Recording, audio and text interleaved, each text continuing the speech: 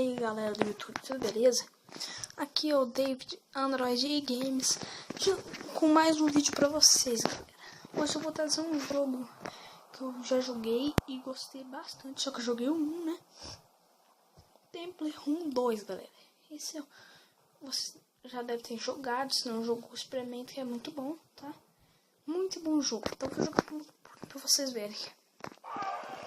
É muito difícil esse jogo, galera.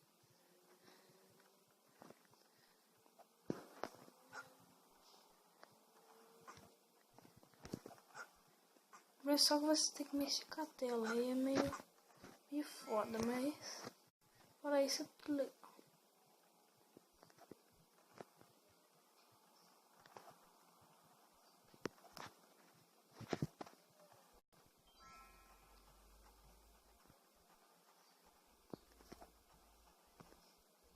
Bem facinho, galera.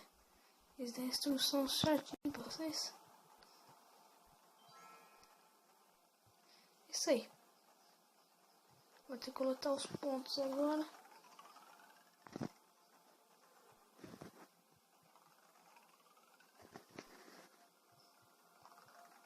Ficar mudando de direção da hora, galera.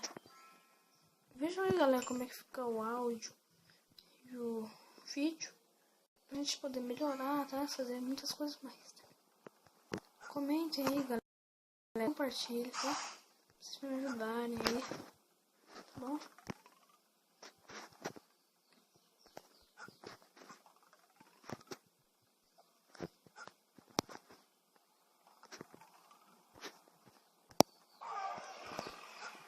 Ô, bichão.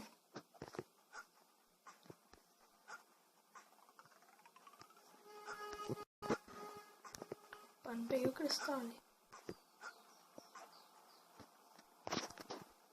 Deixa eu usar o corpo bosta, né?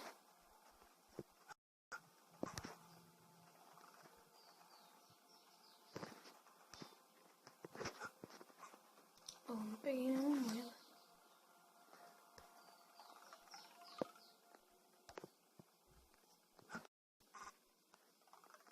Opa! Quase que eu levei já. Vamos jogar só mais uma vez só, hein? Jogar mais uma vez.